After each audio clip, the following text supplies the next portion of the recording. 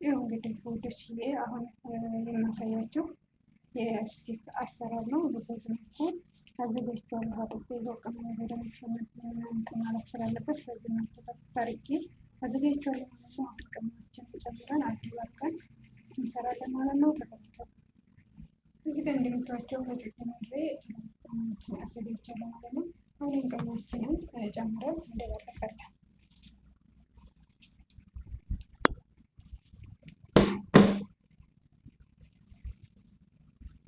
እንደምታዩት እንግዲህ ቅመም እንደባለቄ ጨርሻለሁ ማለት ነው። አሁን ወደ ጠበሳው እንሄዳለን ማለት ነው።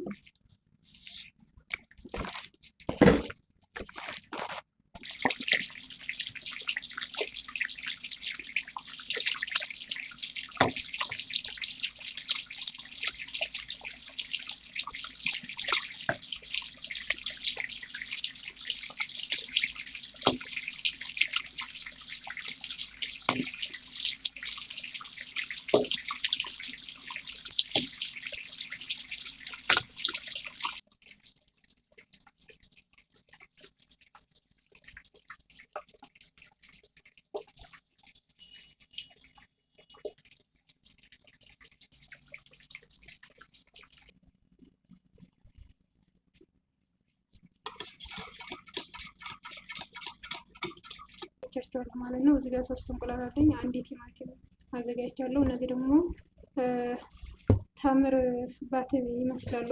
ተምር አይደሉም፣ ፍልፍል ሄሎ ናቸው። እንግዲህ ያው አክዘሩ ቢጨምር ጥሩ ነው። ፍልፍል አክዘር ቆንጆ ነው፣ ግን እኔ ዛሬ የምጠቀመው እነዚህን ነው ማለት ነው። አሁን እንቁላላችንን እንቀቅላለን። ከዛ ወደ ቀጠለው ስራ አብረን እንጓዛለን ማለት ነው። ተከታተሉ።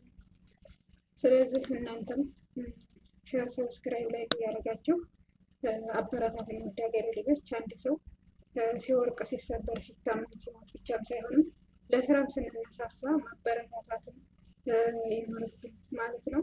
ስለዚህ ሁላችሁንም ወዳችኋለሁ። በያላችሁበት አላህ ይጠብቃችሁ። ሀገራችንን ሰላም ላይ ያደርግልን። ኢንሻላህ ስራውን አብረን እንስራ፣ አብረን እንብላ፣ አብረን እንጠጣ። ተከተሉ። ቆርጠናል ማለት ነው። ይህንንም ፍሬዎችን ስለማይፈልጉ አስወግጄ ሰንበር አድርጌያቸዋለሁ ማለት ነው። እነዚህ አሁን ወደ ማብሰሉ እንሄዳለን ማለት ነው። ተከታተሉ። እንደ አርገን እናበስለዋለን ማለት ነው። ምክንያቱም ስለሚጠፋ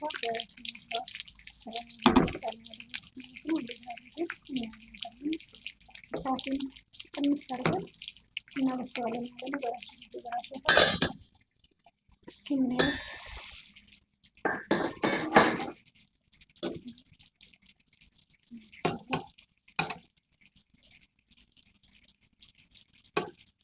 ደርሷል።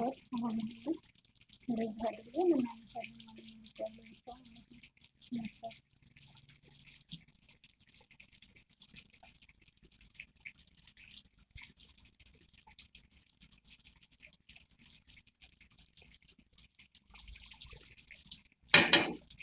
ስለዚህ እንደዚህ እያደረግን እንድታውን እናነሳለን ማለት ነው። በሽ የሚመስለው ማለት ነው። ስለዚህ አሁን እዛም በሙሉ አንስተናል። አሁን ወደ የት እንሄዳለን? ቅመም ወደ መጨመሩ እንሄዳለን ማለት ነው።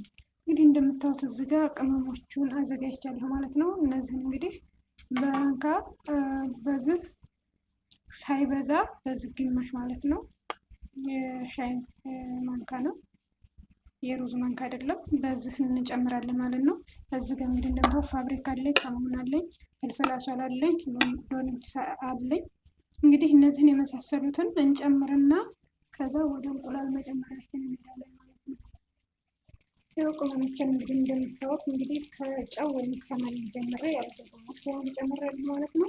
አሁን እንቁላላችንን ቀቅለን ጨርሰናል። እንልጥና እንጨምራለን ማለት ነው። አሁን እንቁላላችንን ልጠና ማለት ነው። እንደምታዩት ይህንን እንቁላላችንን ይላጥ ነው የምናደርጋለው።